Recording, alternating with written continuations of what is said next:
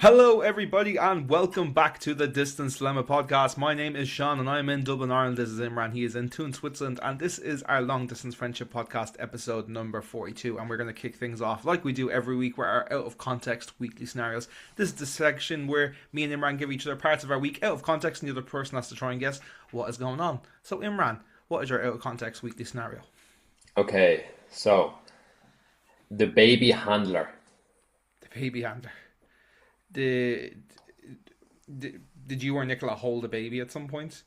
Yes, Was it a friend's baby? yes, Was it your friends or Nicola's friends? my friend. Your friend's baby. Yeah, Did you drop the baby? no, thankfully not. Okay. Were you Yeah, just like really nervous holding a baby for the first time? exactly. Yeah, that's the contents of it. I was Oh, trying there to we like, go. Smashed yeah, yeah. it. I was trying. I remember. I was like, this is the highlight of my week, definitely. But I was like, I don't know how to say it with him not getting it so obvious. But I don't think there was a way around that. But that was my Yeah. first time holding a baby, and Okay. bro, it's like they're so small. Like it's like holding like a bag of sugar, like a little like 1 kg bag of sugar. And then I was just like so conscious of like holding his head. I actually didn't really want to hold the baby, but they really like the my mate in work. Yeah, he recently had a baby, and he was like, oh, go on, hold it. Like he's like, hold the baby. He's like, it'd be just nice like for you and the baby. And I was like, okay. So like anyway, they showed me how to hold the head and stuff, and they put like a little pillow underneath me, just for the baby's head and stuff on the blanket and stuff like that. And it was just like for like a solid like 3 minutes, we were just like the baby and I were just looking at each other, and I don't know how to describe it. I don't know if you've ever held a baby, but it's just like this like warmth. Like it's just the baby's real warm and small and soft, and I just couldn't believe how small their hands are. Mm. Um, I remember I sent the photo to Nicola because she was in work, she wasn't able to come up, and then I was like, Nicola was like, "Oh, so cute." And then when I came back into work, all the lads were like, "Yeah, yeah, your girlfriend definitely wants a baby now for like 1 week." For 1 week You know only. that? Yeah, just for 1 week only. Yeah, yeah. But yeah, I don't know. Have you ever held a baby before? Or I don't think so. yeah, Because I think if I did, like, I would have been like a young teenager, like I'm talking like 12 to 14 or something like that. But yeah, I can't remember holding a baby. Like, there's not been many like babies born in my family. yeah, in Like, my all family. the cousins are like at least like 6 or 7 years of age, Mm, like on both sides of my family. yeah. So yeah, I don't think I have. Yeah, it's a bit of a surreal feeling because especially it's like 'cause you think like the idea of like having a baby like it tends to be like yourself having a baby and then you would hold it, and that was the first time like I'd ever held a baby first of all, and then the second time it's like your friend like is like that, like when I was holding it, it was like the responsibility I have for like that's my mate's like child. So you just like you have that like overlaying cloud at the top of your head, like don't drop the baby, don't drop the baby, don't drop the baby. But no, it was a nice experience, definitely. Of course, there's that surreal moment where you lock eyes with your friend and you go, "It's mad that you had a ride and now I'm holding something." Yeah, yeah, yeah, literally. It's like this came from you, bro. Uh, Literally. literally. So what's your out of context weekly scenario? Hopefully not as dramatic as last week's, but Wouldn't say as dramatic, but maybe okay. on like a similar sense of like, it might sound more sexual than it actually is. Okay. Here we go um, again. The so innuendos are my gone. my out of context weekly scenario is fake orgasms in a Dunnes Stores car park.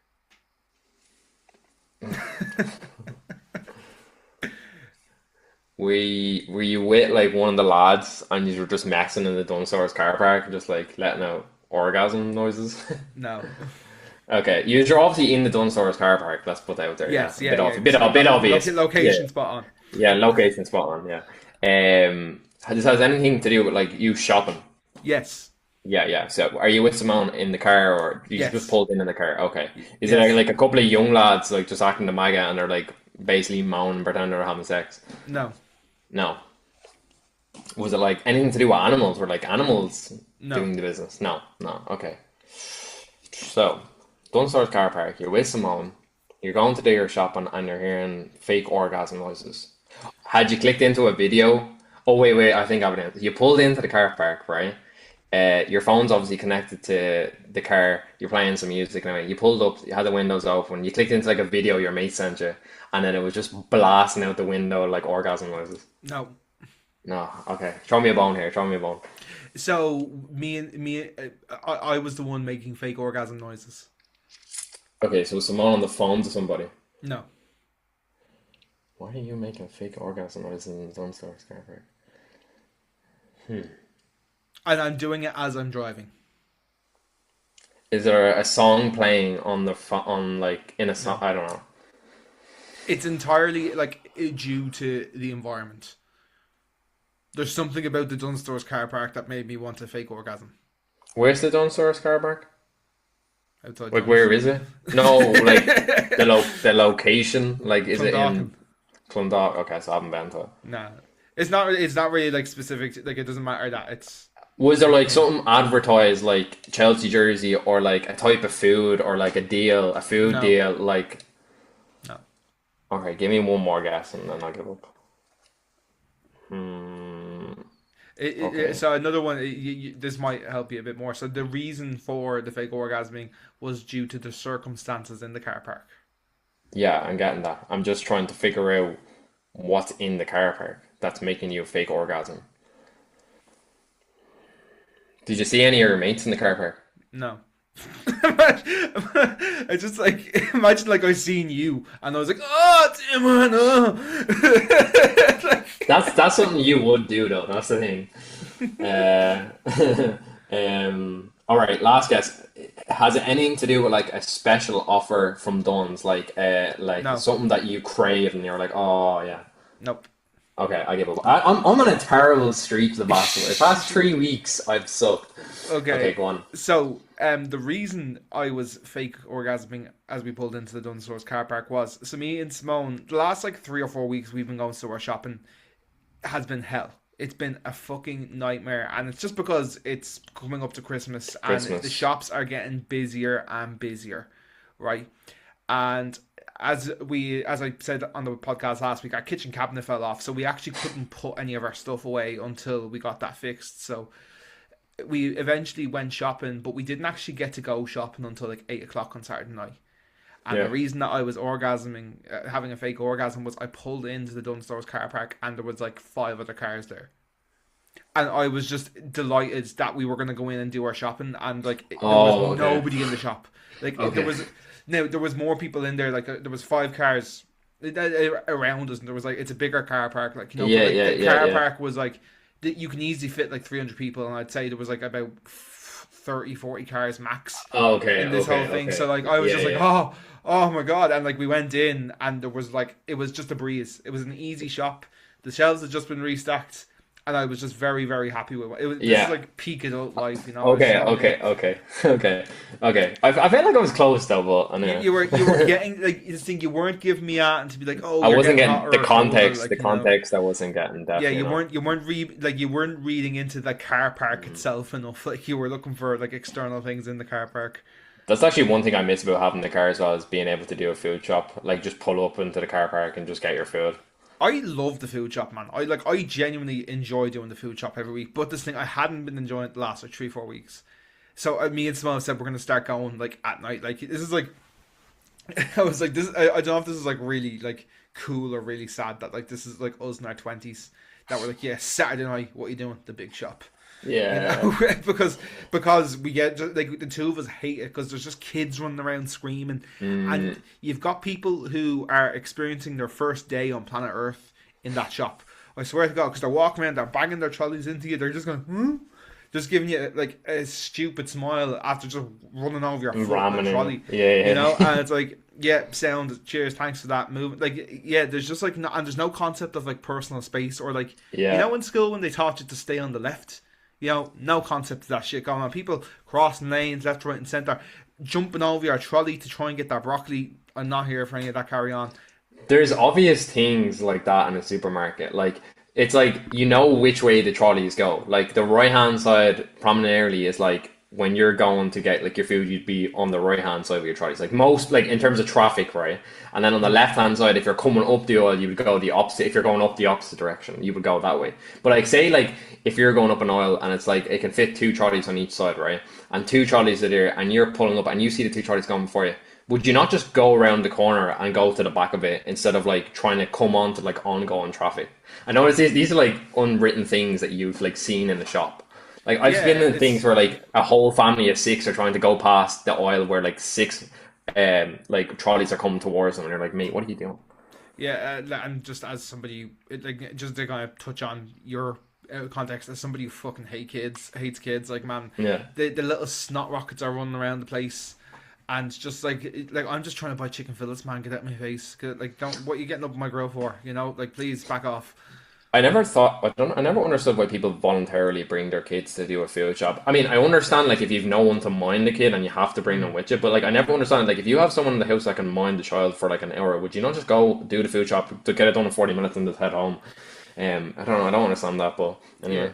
the Duns that we shop in particular as well. The queue, like it's not built for how many people go there. Like, it's a standard enough Duns. It's big enough. Like, it's a typical supermarket. But the amount of people that go to this one, and you know, like the gap between like the last aisle and the checkout, and you know the way Mm, like the one in Blanche's, like it's been kind of like remodeled, so like you can get a bit of a queue in each one. Or there's like, I think in Blanche there's like 30 or 40 odd checkouts.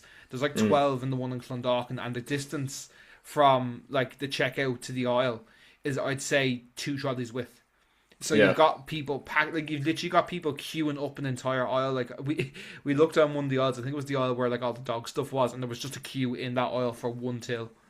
You know, Jesus. so as thing we had to jump into a queue, and we were like, I think we spent longer in a queue waiting to pay for our stuff than we did actually like doing our shopping. And we kind of just said, "Fuck this." So I think honestly we'll be going to do our shopping.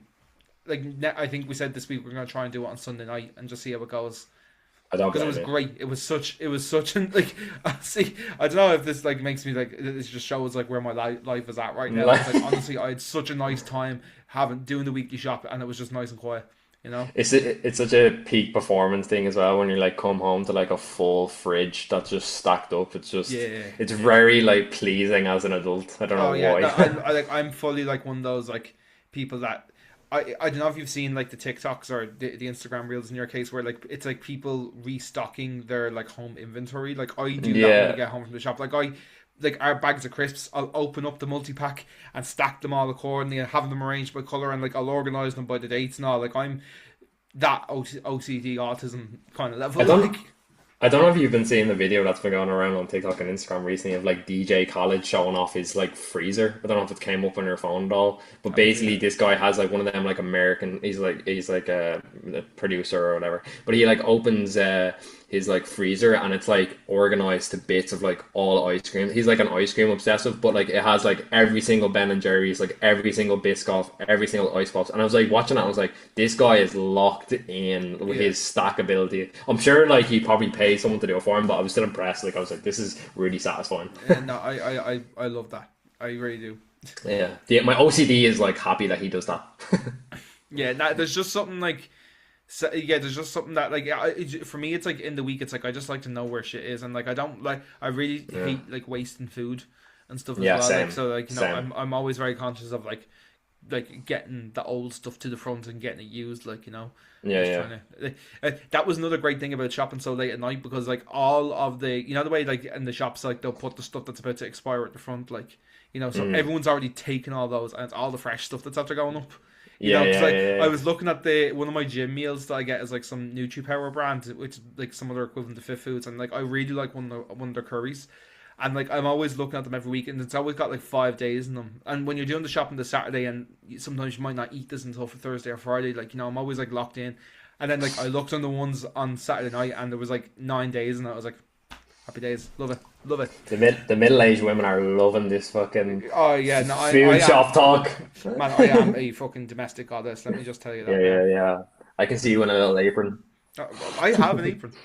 Yeah, of course you do. I have an espresso apron. I don't know where it is, but I do have one. It's up in the bedroom. Swiftly moving on. Yes. Anyway, so moving on to our topic for the week. So yeah, our topic for the week is long distance FOMO. So yeah, I just was kind of like listening back to some of the stuff from last week, and I just thought there was some interesting points to be made of, like, you know, like, you know, does Imran, like, you know, we talked quite a lot about like social connection last week, and like how, you know, friendships online can be, you know, aided with social media, and like, you know, the challenges and the advantages and stuff, but you know, that doesn't always sub out for the real thing, for like being there for Mm, people's birthdays, or, you know, those kind of like spontaneous nights that just happen and stuff. So I thought it'd be an interesting thing to touch base on with Imran. Yeah, it kind of clues into last week's topic, which is nice. Kind of things that we didn't really probably get to express in much detail. I mean, first off, I would say like I wouldn't necessarily say I'm a person that's ever really felt FOMO a lot. I've never been a person that's been really like, oh, I feel like I'm missing out because of this situation. But I think over the past while since I've moved away, it's more like I'm not there for like the big events. And like for example, like I haven't been to like one of Shaun's gigs since his one in the Soundhouse. Soundhouse. So that's like obviously me and Shaun are good friends obviously because we do the podcast and besides all that. I think people again like just feel like we just have a podcast like that we're not actually friends. Like we actually do talk. We were just pen pals and just decided Yeah, like, do you yeah, want to start a podcast? yeah, literally.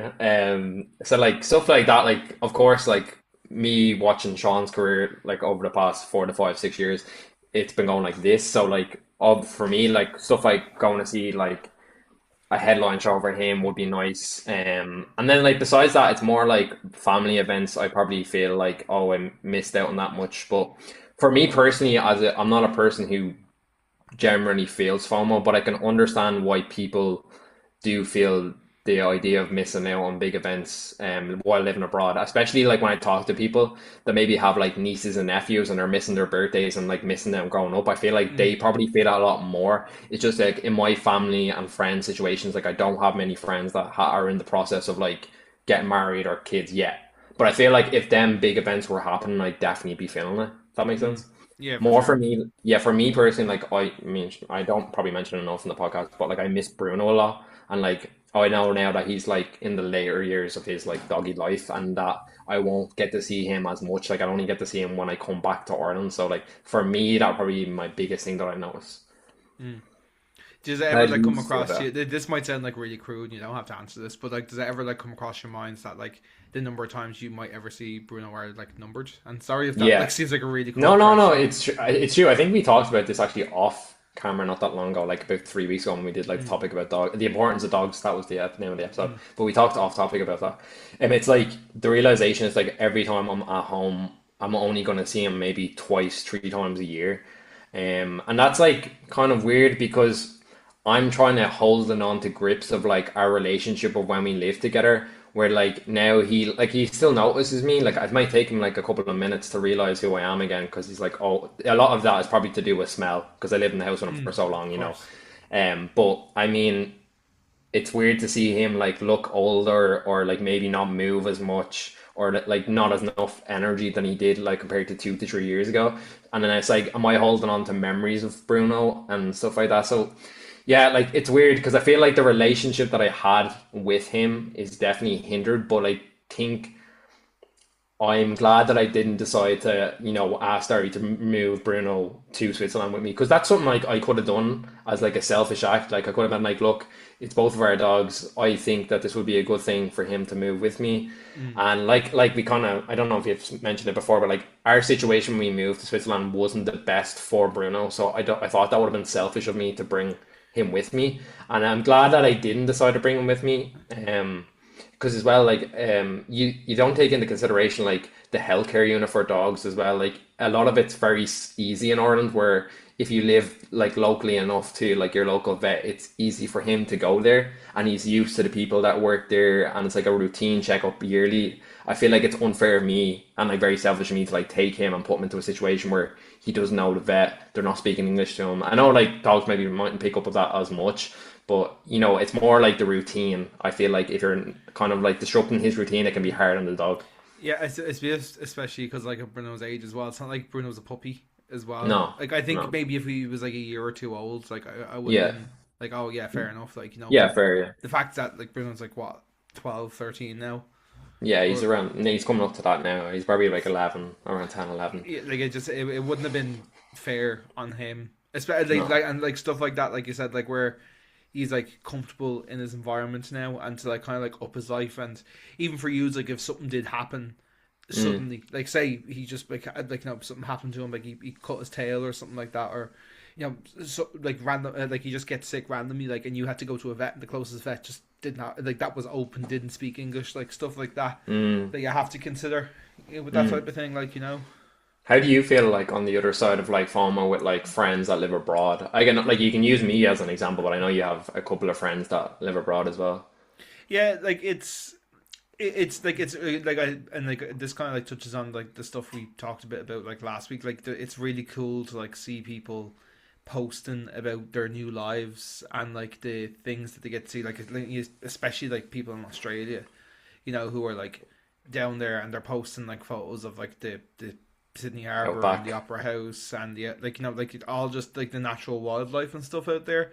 And like there's part of you that would be like, oh, like it'd be cool to experience those things as well. And I don't think it's as much FOMO, but just more like an envy to want to have to go and experience those type of things, like Mm, But I don't think it's like as close to like FOMO of like like missing people's birthdays. I think it's more just generally like yearning to kind of have a similar life experience in a way, you know. yeah.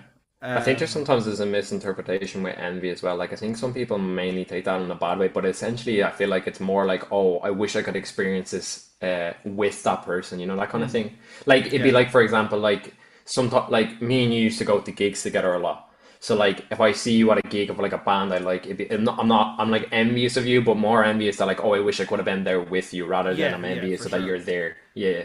I It's feel like I'm it's like, it's it's similar like going to the cinema and stuff now for me as well. Like yeah, I would have definitely. loved to go and see Wicked with you. I just think it would have been so funny. Yeah, Nicola actually only recently watched it last week. I actually think the one thing I'm actually looking forward to is when we do move home is probably getting to like a routine of going to the cinema again with you, like Mm, because I don't think people realize it was a current like we'd go like 2 to 3 times a month, depending yeah, obviously depending on the movies what that was were out at the time. But a lot of the time, like we would just send each other like, look, I want to go to see it. I want to go to see the cinema. I'm going to go see it by myself. Do you want to come with me? mm, And I think a lot of people should like jump on that bandwagon with your friends, like just even if it's not like your style of movie, like just go with them. And like that's the thing. It's another reason to catch up as well with your friend. yeah. Kind of fits in ideally as well. Is there anything more about like FOMO that you like things that like there's like misinterpretations of FOMO or like things that like there's like an ideology in society of like what FOMO is in terms of friendships? Um, I think a lot of it. I don't know if a lot of it like actually applies to the long distance thing. Like I think like in my particular like thinkings of it, I apply it a lot more to, like I remember there was a time a couple of years ago where like you guys, you and a friend group were like invited to a party that I wasn't invited to, and there was like no, that's what kind of I think of when it comes to like phones, like stuff where like there's a group there, and Mm, I was like kind of like either like intentionally or unintentionally left out. So that's like kind of like what would come to mind for me, or like if there was a gig, like like that's kind of my association with it. But like I don't know if mm, that's like super relevant to like the podcast. Like I kind of wanted to delve a little bit more into mm. like what it was like for you, because like for me, for gigs, like I can choose where to or not to go. Like a recent example is kind of Hayley Williams of Paramore. Like she's doing a gig in Dublin next year, and I opted not to get tickets. And I be fairly sure like the day of the gig I'm going to get FOMO, but like I just decided not to, just because the ticket war wasn't going to be worth it. Mm. And it was the same day another set of tickets went on sale that I wanted, and it was just wasn't going to be worth the stress. Like so that's kind of how like I would kind of Mm. internalize it, because like I also get like from like seeing you, like when I see photos that you post, or whenever we're talking about like these experiences that you're getting to have, like I don't feel envious, or I don't feel like I'm missing out. I feel happy for you, like, and I'm Yeah, glad yeah. to see you like Doing that. doing your Yeah. thing, like and living your life the way you Mm. are, the way you want to, or like the way you would aspire to live it, like because like life doesn't always go the way if someone had said to us 10 years ago that we'd be in this position, like we'd be going No, like, no, no way, like but like it's no. crazy how life can change and shift and go in different directions like that, I can see what you mean about like the group setting things of FOMO. I know it's kind of like not related to the topic, but I can see like I know another friend of mine who kind of suffers a lot from FOMO in terms of group settings, and it's kind of like the idea. I mean, primarily probably more at a young age, but I feel like you kind of grow out of situations like that where stuff like that can happen. Um, but I'm more on the topic than on what you were saying about like the gigs. Like for example, like last year you went to see Catfish on the Bottlemen, Mm. or sorry, this year, and And Yes. Yeah. it's funny because like one of the first gigs, I don't know if not the first gig, one of the first gigs that me and Shaun actually went to was Catfish and Botman, and he had actually sent me. Originally, they weren't going to tour Ireland and England, or they haven't released it yet. They were going to tour in Scotland, and we were actually talking about planning to see if we could actually go and reach there. But the situation for me wasn't the best at the time. So like that one probably for me was more like envious that you got to go there. But again, like Mm. it's like looking at the aspect of like I'm glad you went to it. It's just I wish I was there with you. So it's Yeah. kind of the Yeah. same. It's kind of like on the same principle. Like most people in situations, and that's like a dangerous line then with friends. It's like you don't know if friends are envious of you in a way that they want you to be there, or they're actually kind of being jealous of your situation. And I think that's kind of like a dark area in friendships that can occur if like people don't want you to be in these situations. And I think that's like a very like slim line that like people don't want to talk about in friendships as well. I mean, most people would probably relate that to the concept of like an evil eye, where like they're envious and jealous of your situation. But like I said there with Shaun, it's like I feel like envious is like misinterpreted because you can be envy of your friend, but also like want the best for them. So I feel like that's like a thin line in between. Yeah, because I would like say that like the sign of a good friend would be somebody who like celebrates your victories and not try and compare themselves to them. You know, like in that way of like I've got obviously lots of friends who are also musicians, and I know a lot of people in the industry, like, and I don't get like I feel for me, like I try not to be like envious or jealous of things. Like when something happens for somebody, it's like, right, well, no, like you worked hard for that. I'm happy that this hard work has paid off. And it is hard to, because like I have another example where somebody I know has gotten a little bit of traction where I don't really feel it was like I maybe feel like I myself and other people have worked harder for the traction that they got, but at the end of the day, it's also like a look of the draw in that Mm. way as well. And like that, I feel like that's how you know who is your friend and who isn't your friend. And like that can also be a sign for you as well to be like, am I this person's friend? Well, like if I felt that way, like for example, like somebody who I have collaborated with loads and who is such a good friend of mine, that is Keen Araldi. Like Keen used to be in my band, Mm. and Keen's a solo artist and he's in another band, and like I have nothing but love for Keen, and like Mm. I hope the fella goes and achieves everything he wants to. And like I don't feel like any envy or jealousy when he gets booked for more gigs or anything like that, because like I love him as a friend, like, and I want Mm. him to do really really well. Whereas like if there was like another artist where maybe something similar happened, like, and I'm not as close to him, it's not that I'm not happy for them, like it's just more of a, your instinct isn't to be like, I'm happy for you. You're like, oh, I would have liked that. So I think that's where like you can tell where like you're friends with someone, and like where you're maybe more of an acquaintance to them. Like.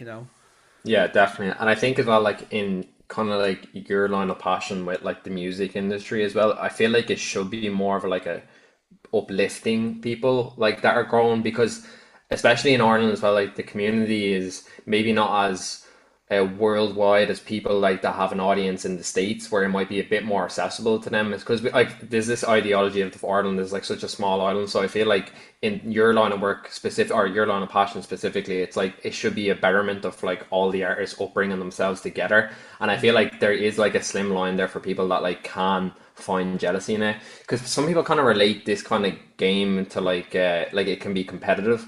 And it's kind of like maybe I don't know if you've noticed, but like I played GAA for years, and for me was when I went to like the senior team, you're kind of fighting for your role in the team Mm. constantly. Like you might be two or three lads that play the same position you, and you obviously you want to start. You don't go to train to sit on the bench.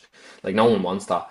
And one thing like I noticed is like I need to stop like comparing my game. Like one thing I was like comparing my game to them, and I used to do that a lot at like a younger age. And then I realized after like a year or two of experience with the older team, it's like you only need to focus on your own game. And I think it relates the same to like your music craft. Like if you start comparing yourself to your friends in the industry or like your peers, it can be that can be damaging then to your own confidence in yourself. But I feel like in the music industry, it's like a really important to have a lot of like self belief. And I think you do that well. I think that's something that you've definitely learned over the years. And like obviously there's always room for growth, and even I noticed that when I used to play sports very a lot. So yeah. Yeah, and I think like that applies to like any like trade or art form or sport. Like I feel like Mm.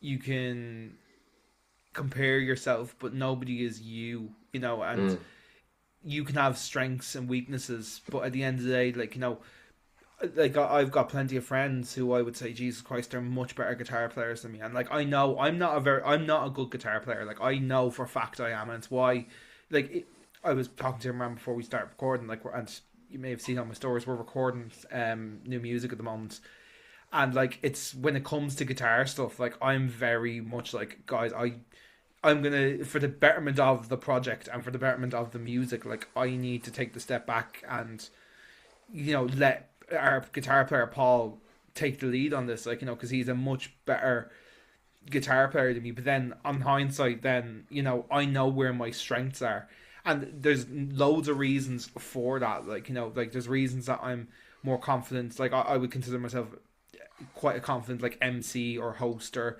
you know, not aside from singing, because I know I'm not the best singer either, like, you know, but I'm very confident when I'm on stage and I can interact with crowds pretty well. Like I feel like that's something that, you know, I've had people say to me like, how did you get good at that? Like, so I feel like that's something where people will be like, oh, how did you do that? But then I'd be the same with guitar playing, and then you know, I'm sure then like when it comes to sports, then, you know, it's very similar in terms, like, you know, I know myself from playing five side, it's like, Jesus Christ, like, you know, you're so good at these attributes, but, you know, there's loads of different reasons why people are like that as well. Like it has a lot to do with like the coaches you've had, or the teachers you've had, or the equipments that you've had as well. Like, you know, like you might look at some people and they might be amazing at football, but they might have just been so lucky to have had amazing coaches, really good equipment, like, you know, like really good boots, really good, like even like basic clothes and stuff, like, you know, stuff that not everybody has access to, like, you know. So it's these, like, you know, advantages and disadvantages that make you who you are, you know. So like I wouldn't change something about myself to be a better guitar player. I need to work to be a better guitar player and work within the confines of the environment that I have. And it's the same in sports, and it's the same in theatre and art and filmmaking and stuff, like, you know. Yeah, I agree with you, definitely. I think the good thing from that is, though, I think is just start. If you know, like the best thing to do is like, even if you don't have the equipment, just start at the bottom and then just grow. And like Sean's kind of like career at the moment is currently like, if you look back when you started like making your first music on SoundCloud, like it's just been like this.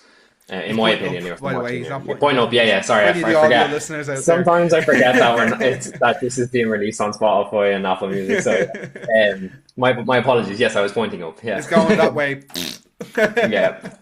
Yeah, womp womp. Yeah, but yeah, back on. I think reiteration went a little bit off topic, but on the ideology of FOMO, necessarily, I don't feel it. For me, it's more I'm envy in a good way for my friends. That's how I'd probably draw Would the you line. feel? Do you feel like Nicola feels a little bit? I think, I mean, as Sean knows Nicola very well, like she's got a very supportive and well knitted family. I mean, like a lot of people, and I think for her, maybe it necessarily might be like missing out on like family events, and things like to that, you know, kind of area. I feel like with her friends, she's still very tapped in an emotional connection with her friends, because like again, we're at this age now. A lot of people are moving out, and they're dating people and they're growing in them situations. But I feel like Nicola's never been a person that's necessarily felt FOMO. But I feel like on a family connection side, maybe she feels it a bit more. But again, like with time, and her parents come over often regularly over to us as well. So I think it's good that she has that connection, like that she doesn't feel like she's too far away. And like you said before, it's a lot easier for us, for our friends and family to come visit, compared to like if we lived in Australia or the Yeah. United States, where it's, it could be 8 to 16 hours travel. So yeah, we're lucky in that sense, but I feel like it's something that even if you do experience it, because I know I have talked to a couple of people in work and the people that have lived here, or people that live here for more, and that they do feel FOMO as well, especially when they're maybe like have mates that are in like big groups.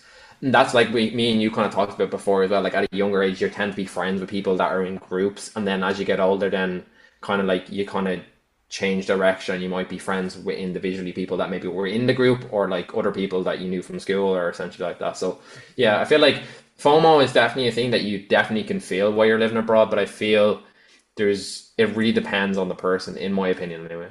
Do you Yeah. have like any particular, like, I know you said you don't have like an awful lot yourself, but is there any particular ways that you like if you have had like little bouts with it, like ways of handling her? Yeah, I mean, maybe the only example I can think of is I had friends recently that went to a jazz festival down the country in Ireland, and I remember for years back when I was in Ireland, they went like the first, the second year, and then the third year I was like, oh, I'd love to go, which is like I'd love to go, and then obviously I moved away and stuff like that.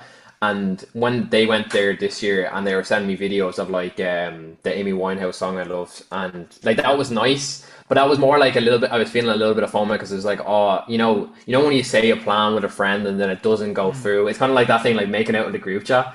But Yeah, yeah, but in that sense, I was more relieved that they were thinking of me in that situation. And how I kind of dealt with that FOMO was like I always sent a video back to them being like, "Oh, hope he's having a great time, miss yous and stuff like that, and I'll see you in the new year." So like more for me is like again, it's on kind of the topic. If you are dealing with FOMO, it's like realize that your friends are actually reaching out to you, and asking like I'm thinking of you and their situation. So I feel like again, FOMO depends a lot on situations as well. I feel like if you're not getting any contact from your friends, if say you're FOMO of your friends in a situation, like say like it's your mate's birthday and you're miles away and you can't make it. I feel like if your friends aren't in contact with you on the night or in that area, maybe then you can feel FOMO. But me personally, how I deal with it is kind of like I just try make them say like enjoy your time there, enjoy the gig. Like it'd be like you if you're going to a gig, like I text you be like, oh, enjoy the gig, or if you're playing, I'm like best of luck and let us know how you get on, that kind of thing. So yeah, yeah, fair, yeah. So fair yeah, enough. yeah, Right, right. So I think we'll move on to our current yeah. affairs for the week. So, by the time this podcast comes out, because we're recording it quite early compared to when it's going to come out, it will be Christmas season will be well and truly in the mix. It's Yeah, second week start of in December, Christmas. Yeah. and yeah, we just thought we'd touch base a little bit on kind of how we feel about kind of like things starting to kick off with Christmas and our thoughts about Christmas in general. So yeah, I think we've like touched on it before that like we're both not the biggest fans of Christmas, especially like I put my hands up and say like I am a Grinch to the max. Like I barely acknowledge Christmas at this point in my life. And yeah, I think like a big reason behind that is like I really feel like Christmas starts way too early. Like Yeah, it's kind of ridiculous how it's straight early it after starts. Halloween. Yeah, like Yeah. Halloween doesn't even get a chance to let the dust settle. I feel it ruins Halloween as well because Halloween can be quite cool, but like it's like Halloween 1st November, bam, and there's Christmas lights, ads, posters everywhere, and there's Santa displays in the shopping center. It's just it's just so it's a lot. Like there's no other holiday or events that's celebrated like Christmas. Yeah, And especially in there's Ireland. there's a reason for that. Yeah, we can only really talk about Ireland and Switzerland really in like a deeper context. But like, how does it compare over there to Ireland?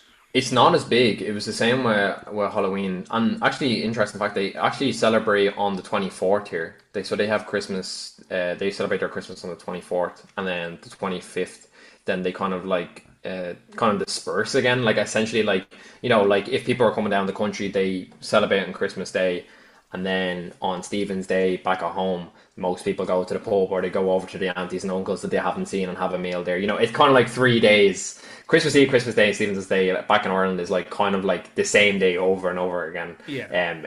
It's just like a lot of eating, a lot of watching movies, a lot of family time, that kind of stuff, which I enjoy. Like I do think it's important that like people do tap in with their family and keep them connected. But the problem is I don't like the way it's only once a year, and it's like you're kind of being forced by society, like, oh, you should do this. And I think there's a lot of pressures as well that comes with that, in terms of like gift giving. I think sometimes like Yeah. parents can spend a bit way too much money and people put themselves in debts over these situations. So, Yeah. I think one thing about Christmas is I think people should be conscious about kind of like the money spending and like the family time pressures that come with it as well. Like like when you're a kid and like you're with like all your cousins and stuff like, and you're like it's so weird. Like you just vibe over like the littlest things. It's like, oh, do you want to play FIFA or do you want to go kick a football around? And that's like how you kind of become friends with your cousins in them situations. So yeah, it's a tricky line. Like myself and Shaun probably haven't experienced the best Christmases over the years, and maybe that might be a reason why we're not we're kind of a bit biased that we don't love Christmas. I am looking forward to Christmas this year though, because it's me my first Christmas with Nicola, so that's going to be nice, just the two of us and experiencing that together as like a couple. But then again, like at the same time, it's like the Christmas period can be a lot in terms of like work areas as well. Like you've worked in retail as well. There's a lot of Yeah. pressures that come on the staff that work there too. Yeah, for sure. Like I think like a massive like part of my perception of Christmas has been like work, because I worked in retail for like 7 years before I started like doing office work, like or like retail or the service industry in some form. Like I was also working in like as a waiter and stuff as well. Like so like being in hospitality or a customer facing role at that time of year like Mm, is not fun at all. Like no. it's really, it's just you're just run off your feet, and like it's also like it's a privilege to have those jobs at that age, and like it's Yeah, yeah, of good course. to be making money, but it does take a massive like physical and mental toll. Like like yourself, like your feet to be killing you at the end of those days, and it Mm, just sometimes feel like you're clocking out just to clock back in. Like all you're doing is going mm, home and sleeping and going back. Like, and that definitely like had an effect on me of like how I feel about the period in general. Like it's something like now, like like I said earlier in the episode, like I do my best to avoid people. I'll be doing my shopping late at night, and like I'm at the point now where like I've just said to people like I actually just don't want to do the gift giving thing, because like I said, it just puts so much pressure on people. Like yeah. obviously we still do the kids, like like whatever, but like the little cousins or whatever, like of course you can't be like, yeah, fuck you. you know Is that um like such a like 4-year-old wife there? Like, oh, yeah, do it for the kids. You gotta look after the no, kids. yeah, but it's not like it's not their fault that the world's fucking shit. No, no, not But yet. Anyway. not, yeah, yeah, yeah. It's their fault that the shops are loud. Yeah, Um, yeah. but yeah, like I said, there's I really don't like the pressure people get put under to give gifts. Like, and I had an example of this Mm, last year where like I've said already loads. I don't like Christmas. I choose not to celebrate. I tell people treat me like I'm Hindu or Islamic, or treat me like I'm a different religion. Like I don't really like don't acknowledge it with me. Like that's kind of how I feel about it. I'm not doing it to be like rude, because I've just had it a lot with like being sober as well, where people are like, would you not have one drink or why? And they just keep asking you annoying questions. mm, So like I found mm. like the best way for me to kind of like avoid those type of questions is just be like, oh, I treat it like I'm a different religion, and it's just as simple as that. Like I found like that to be the most effective way to stop people being so intrusive on it, Mm. you know. Um, but yeah, I had an example last year at like my work Christmas party. It was the first year I was in the company, and I just said to them, I was like, "Oh guys, like I don't celebrate Christmas. I don't really want to come to the Christmas party if that's okay." And they were doing Chris Kindle as well, and I was like, "Yeah, look, it's just really not my vibe." And like I like what Christmas stands for, but like what you said there, I don't think that should be exclusive to Christmas time. I think this is No. something you should do year round. Like you think of staff Christmas parties, it's like, well, no, you should always appreciate your staff year round. You shouldn't just do it at this one time of year where it looks good on LinkedIn, Mm. or like same with like I see like you'll always see on Facebook and Instagram and all, like you'll see more people posting random acts of kindness, or it's like just do that. That doesn't All year have to round. just be Yeah, yeah. this time of year. Like it's like, oh, I done something nice for my friends just because it is the season. It's like, if you can do that in April as well, like like Yeah, I know true. it's more just to make awareness of it. I'm not trying to sound like too much of a dry shite or too much of a, a Debbie Downer about it, like but I really just like feel that like it's gotten to the point now where it's like it's too loud and it's too amplified in your face I do that think you're right though, Derek. There's a lot of things that you said there like that do come to light about the gift giving thing, about like workplaces and staff situations and like acts of kindness. Like I do think you're hitting a lot of the right things. It's funny as well because it starts off as like a religious tradition, and then in my opinion, like all of that has like been lost by like consumerism. Like now mm, it's just more about like the idea of like gift giving and spending time together, which I do think is important. But again, like it's the same thing. It's like one time a year should not be covered for the rest of the 11 months of the year that this is happening. You know what I mean? mm, Um, but like again, like I don't again we don't want I don't want to both sound like Grinches, so I'm going to try to play devil's advocate here. But I think mm, like the good thing about it is as well is it's a time for like people to reach out to maybe people they haven't spoke to, like maybe friends and family, and check in on them. So I think like that is positives that you can get from it. And again, like it also is the time to like wind down and like stay away from, Christmas Eve, Christmas Day, and Stephen's Day. They can be time periods where you can just rest, walk your dog, have food, enjoy a movie. There's not too much pressures about going out, going seeing here and stuff like that. But I do think overall there's a lot of pressures that come with Christmas. But I think if I had to give advice, just like look after people this Christmas because not everyone has the same situations as every family. So yeah. And that's like another thing to touch on as well. Like I feel like it can kind of amplify people in like lesser situations. Like you can that can be gift giving. Like people who maybe don't have the luxury of being able to afford that. Like you think of kids in school, like and two kids with two different sets of parents who are on different like sides of the tax bracket and stuff. Like and one family Definitely. can like is struggling to put food on the table, and the other one is able to afford the newest Xbox and PlayStation. And that kid's going to come into school and go, "Oh, look, I got all this and I got all that," and like the other kid, Maybe didn't get so much, yeah. yeah, like if I not all, like it's a privilege to be able to do that sort of thing, to for that other child, like and I feel like even especially with like you see quite a lot about Christmas time about like old people and loneliness, like and I feel like that also gets amplified when it doesn't always, not that I'm saying we don't need to raise awareness for these things, of course awareness needs to be there, but like I feel like for the individual who would be very like thinking they're being headstrong of being like, oh no, it's fine, don't worry about me, I'm covered, I'm sorted, and then they end up sitting in their house alone. Like that's happened to me a Yeah, couple of times where I've yeah, just sat in a same. house by myself, and for like that can be good. Like it depends. Like for me that wasn't particularly the worst thing, but like I can imagine if you're a very like family centric or people centric kind of person, that can be a horrible feeling. Like and I feel the way kind of Christmas can be portrayed can like make you feel almost guilty for being in that situation. Yeah, I kind of get that thing with the guilt. I think it's definitely like a double-sided coin where it's like on one side there's the positives from it that I can see why it's a beneficial holiday for everyone, but then on the other side of it as well, like you need to talk about things like you were saying there, not everyone has the same situations, not everyone's able to provide as much, and it also can be a very lonely time for people. So I think just maybe take that into consideration, over the Christmas period to check in with your friends and family and make sure they're doing okay. I mean, you should be doing this all year round anyway. Not saying like me and Sean are perfect and that we do this every No, week. We of don't. course not. No. But again, we're all human and we're all developing and learning at our own time. But I think just be conscious of it. Maybe when you're talking to your friends and family over the Yeah, next while. one of the big things that kind of inspired this was that I'm just really starting to get annoyed at the amount of Christmas ads.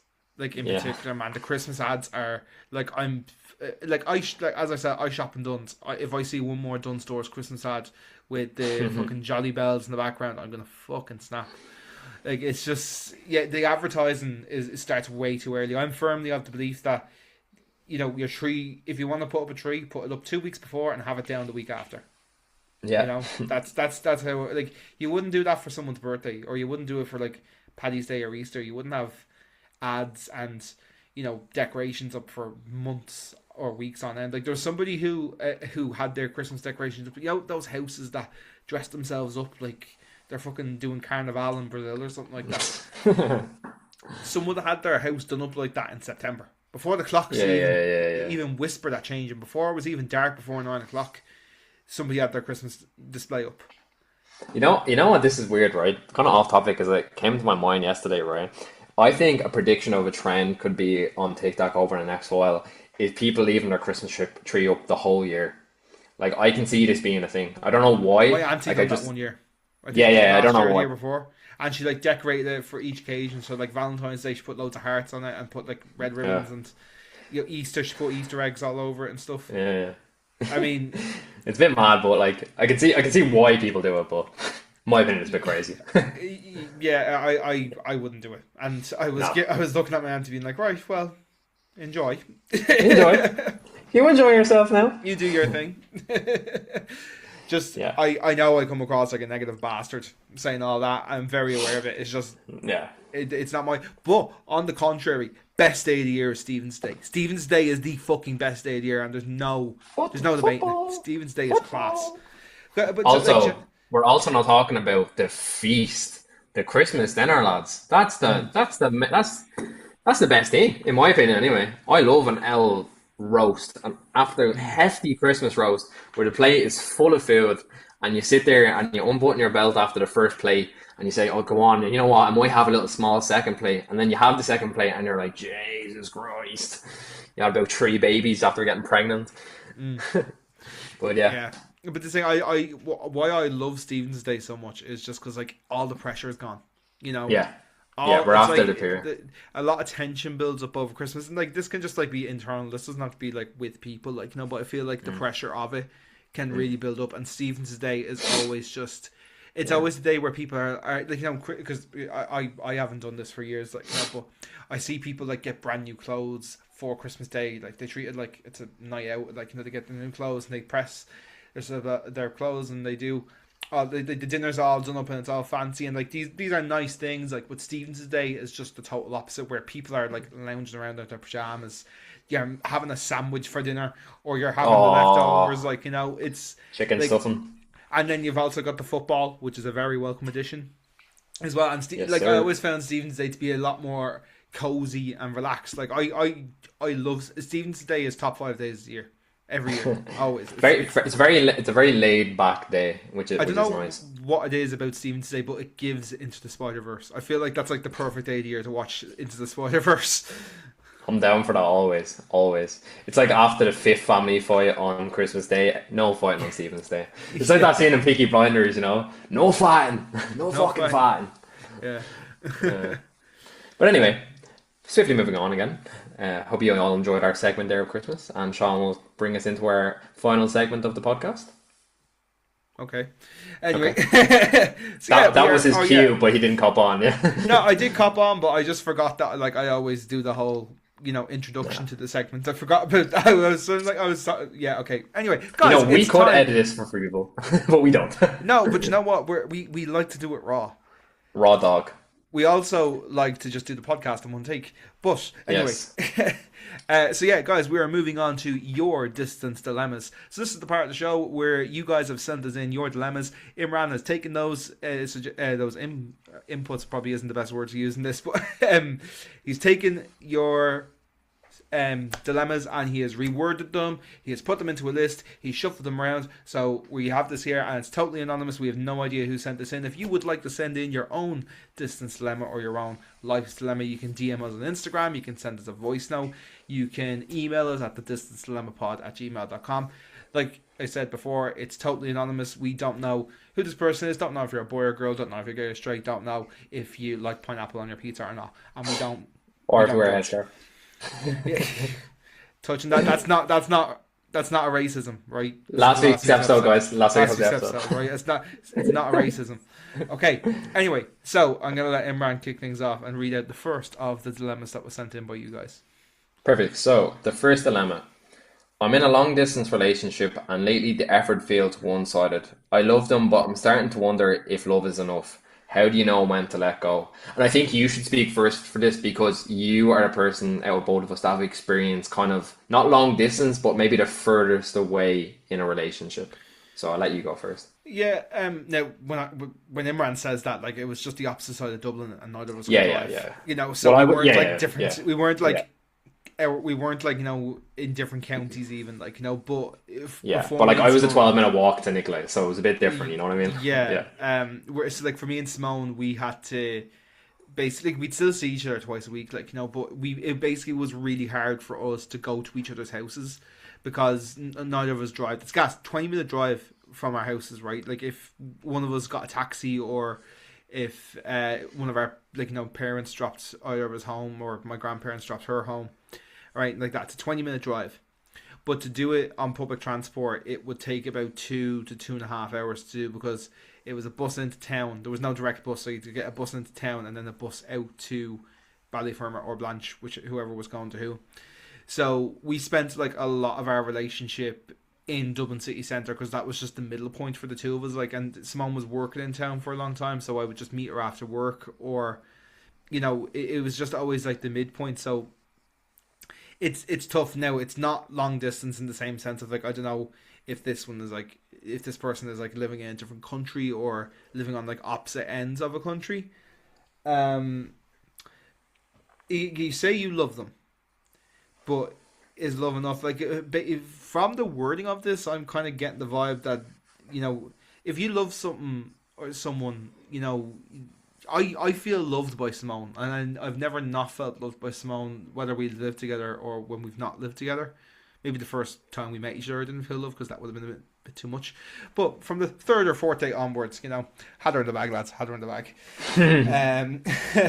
Um, but like, I don't know. I feel like you'll get a vibe. Like I think it's I'm not probably the best person with this because I've only ever had one proper relationship. Like I've had other flings and you know girls that I've been seeing, like but like Simone's like the only relationship that I've ever had that's gone a couple of years, like where she like met, like even before like meeting my grandparents and my whole extended family and stuff. Like I've only ever had Simone for that. I've never had that with anybody else. So like for me it would be like a good, like based off the experience I have had before, like it's a gut feeling where something isn't right. And that's the type of vibe that I'm getting from this message. I don't know how you're picking it up, Imran, but like that's the kind of vibe I'm getting, that like this person can sense that something maybe isn't right in the relationship. It's just reading this is, how do you know when to let go? I mean, I'm thinking that maybe this person is already thinking that it might be a time for the relationship to end. I could be wrong. I'm just going to try to read through the lines here. One advice I would say is, if the love is present between the both of you, I think the best thing you can do is just be honest. Be like, look, in this situation, I don't feel like I'm getting enough what I require or what I want and need. And I think, it's not selfish of you to have an honest relation or an honest conversation with your partner if that's how you feel about this situation. Again, it's kind of hard to determine because of the message. It feels one-sided. Effort is mentioned a bit into it. Love is mentioned a bit in the message. So the one thing I would say is just like try to be honest with your partner if there is love present. I'm in the same situation as Shaun. I've the same. I've dated a couple of girls over the years, but I've been with Nicola nearly 9 years now. So tap myself in the back there. Also, at the same time, a lot of pressures come with long distance relationships as well, because there is that pressure of people from the outside looking in, being like, oh, are they going to last? There's distance. When are they going to see each other? Their relationship is just through online. So I would, if there is a lot of pressures on in that situation, I do think just take into consideration, if the love is present, then it will make it true. And I kind of stand by that within a lot of relationship sense. Like if you both have love for each other, you can make it work. I do feel like it is a two-person role though. So because the person states here like that, they feel like it's one-sided. So I think the best thing you can do in this situation, in my opinion, is just have a conversation. Really, like a down to earth conversation. Have an honest conversation between each other. Yeah, like that's I think communication is the big thing here because in a relationship, like people need different things, like and like sometimes it can be a case of like opposites attract, in the sense of like what, like love language you guys are to each other. Like I know me and Simone are very different when it comes to like our love languages, like, and I think I would really really struggle to do like a proper long distance relationship because I'm so, for that type of love, I'm very you know touch centric. Like I need like physical touch love, whereas like Simone isn't as reliant on that. Like whereas I am, and like maybe for the person who sent this in, like they need a bit more affirmation or they need a bit more confirmation on things. And it's not like an obsessive thing. It's more just like how you like to communicate and stay in touch. Like like when me and Simone didn't live together, we were constantly texting each other. Like we were, and like I don't really use Snapchat anymore. Like, but we started talking on Snapchat, and we just had a streak, and it was kind of keeping that up. But it was also like that was how we talked. So like me, like it wasn't like an obsessive thing of like we were like, where are you? What are you doing? It's like we just knew because we could see each other on Snapchat, and that's what worked for us. Yeah. But I think if I was to be dating somebody, if I was to not be seeing Simone, if I was dating someone now, I don't think I'd be talking to them on Snapchat. I'd be talking to them on WhatsApp. And as you know from talking to me on WhatsApp, I don't text people all day, every day. Like I'll talk to you about what needs to be talked about, and I'll move on with my day. Like especially like as you grow up, you have more responsibilities, and I think maybe in that long distance context of like maybe like you could be working like on opposite shifts, or there could possibly be a time zone difference. I don't know, but communicating like what the issue is, like, and you're saying that it feels one sided. That may not be the case, but they might just not be like having that effect on your love language, or like like scratching that itch for your brain, not because they don't want it, maybe just because they don't know it. Again, you may have had this conversation, I don't know, I can only kind of go off what we know here. Yeah, yeah. I think overall, in my opinion, the one thing I'd say is just have an honest conversation and kind of like what Sean said there, realize the pressures that come with a long distance relationship may impact how the relationship is going, and just take that into consideration and don't be as condescending maybe that it might come across in the conversation. That can happen in these situations. So I think just take that into consideration. It's kind of funny, like the next one we're going to, because it's like completely opposite. I don't know if you've actually read it in the group chat, but I'm going to read it now. So the second dilemma is, I work abroad in a non-English speaking country. One of my colleagues who is a non-native English speaker keeps correcting my English, as sometimes I use Irish phrases which are not really correct. Am I wrong for getting annoyed? I don't think the person maybe worded this correctly, but I'm going off as saying that it's like that they're speaking English, but they might as well be speaking Irish to them, and they're getting annoyed that that's what they're speaking. So that's what I'm kind of going off here. Um, I probably go with this one first because I'm in Switzerland. They speak Swiss Deutsch, or Swiss English. Sorry, Swiss Deutsch, which is Swiss's version of German. It's so many different kind of dialects and tones here. So I'm not going to be in a situation where I'm going to start correcting people on my Deutsch. But I'll give you an example. Like, I work in the kitchen with a guy who's from Bangladesh. He speaks Bangla, he speaks a bit of Arabic, he speaks a bit of Deutsch, and he speaks a bit of English. And his English is perfect, like perfect. And there's situations like yesterday, for example, like one of the guys at the bar asked me for the edge of a lemon. Oh, sorry, the wedge of a lemon. So like like if you have a Corona, you'd put like a lemon in it. So I was like, yeah, man, Grant. And then the guy was like, a wedge, and I was like, yeah. So like a wedge would be like the corner, or like if you're slicing a lemon, it'd be like the corner of like so you can put on the beer. And he was like, oh, okay. So but like he's more kind of the person that would kind of try to learn as like he's around other people, especially with the Irish accent. Like the Dublin accent can be a bit strong sometimes. I feel like I do have a neutral accent, and sometimes it gets a bit dull when I'm with more dull people. But I mean, like in his situation, he's a lot more patience with it, and he's like trying to actively learn. So I feel like it really depends on the person that you're speaking to in this situation, because sometimes, like like from reading the message, this person kind of seems to be like a bit of a narcissist, that they only try to take things that like they're trying to autocorrect you. And I think I know, it's funny enough, like I know two people already in my life that are a bit of like autocorrective.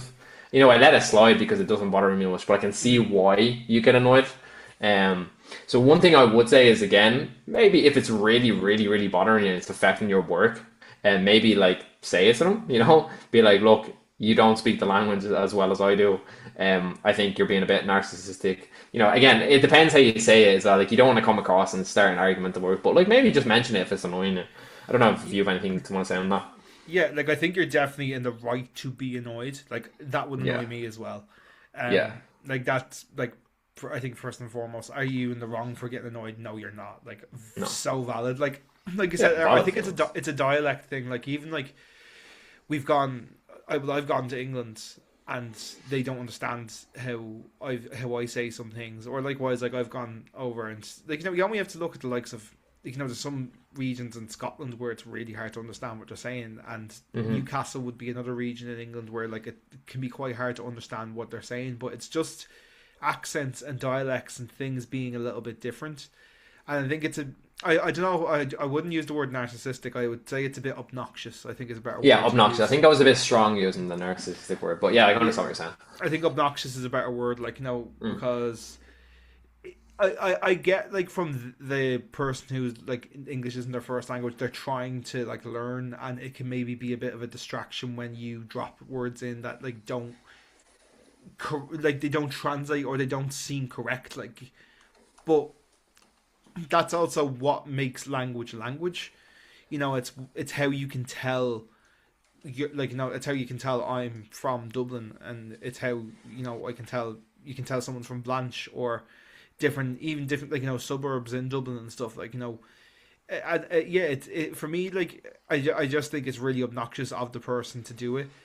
I don't know if I think if it is bothering you that much that like it's it's really affecting you then to bring it up. I think it's one of those things where you can maybe let it slide as well. I don't think it's like enough to, get anybody in trouble, because I don't think they're looking for trouble. Like, I just think No, it's like no. it's an annoying habit. Like, but definitely it's at the point where like it's boiling your blood. Like, because for example, one thing for me that I hate is when people call me Shawnee, right? Yeah, And you at were telling me that football, before, yeah. yeah, at football, the lads call me, and they don't know this, but they call me Shawnee all the time. It's like, right, okay, is it worth bringing this up? Because sometimes you'll have people who will then purposely do it to annoy you, you know. Yeah, yeah. And then you have the opposite case where, like, you don't want to like make people feel like they have to step on glass around you as well. I think it's like a similar thing where it's like it's not like bad enough to be like you should bring this to your manager and like go down disciplinary route. I don't think it's like that serious, but I think it's very valid to be getting annoyed over it. Yeah. And like I think if it gets to the point where it is starting to really really get under your skin, it's like it's a like a daily or weekly problem. It's definitely Mm. worth at least saying it to the person, being like, look, it's just my dialect, it's just how I express things. I don't mean to like I imagine it can be a bit confusing for the person who's trying to learn the language, but like at the end of the day, that's not also your fault for confusing them just because you say things slightly differently, because it's not something that's like exclusive to people who don't speak the same language. Like there's different phrases for different things in different English speaking countries. Like in the USA, the way they say sidewalk and we say path, or the way they say garbage and we say bin, like little things like that. Yeah. That it's not a different language; it's the same language, but it's just phrased differently. Like and Mm. yeah, that's kind of what I have to say on that. Yeah, I think maybe just having an honest conversation again. I know we're kind of repeating ourselves here, but I think the best thing in that situation is just look, say to them like, look, it's been bothering me. You've been saying this to me. I'm not trying to take it disrespectfully, but you know, as someone who maybe doesn't have the same dialect or the same, like you were saying there, maybe tone of voice, it can be a bit like annoying over time. So I think maybe just have a conversation. And most people in these situations, like once you talk to them, they're like, "Oh, sorry, I didn't realize I was doing that," and stuff like that. Because people are human as well. At the end of the day, people do things without even noticing it, and like it can happen. Like, For sure. yeah, for Right. sure, Yeah, for I sure. think that's Two interesting ones there, though. Kind of on yeah, end yeah, of the for scale, sure. different. Like, yeah, yeah. Yeah, Thank you I so much for think sending them in, guys. yeah, and like we were saying there, if you would like to send in your own dilemmas, they are totally anonymous. As you just heard there, we don't know anything about the people who send them in. When we're recording them, at least anyway. You can send us your dilemmas on the distancedilemma@gmail.com over email, or if you want to also DM us on Instagram if you want to send us a voice note, or you want to send us a text message, totally fine. If you want to maybe make a burner email so you can guarantee that we don't know who you are and you want to send it in, that's also totally fine. So yeah, we'd look forward to hearing some more submission from you guys in the future. And I think that's going to be a wrap on this week's episode. Yeah, thanks, guys. Thanks for sticking with us. Yeah, and I think for the coming weeks we have a lot of more dilemmas to go through. So looking forward to it. Yeah, sounds good. Right, well, guys, thank you very much for tuning in to episode number 42 of the Distance Lemma podcast. My name is Shaun and I'm in Dublin. This was Imran. He is in Thun, Switzerland. This is our long distance friendship podcast. Thank you very much for tuning in. We will see you again or hear you again next week at 6 a.m. Irish time, 7 a.m. CET every single Monday. Thank you very much for tuning in, and we will talk to you again next week.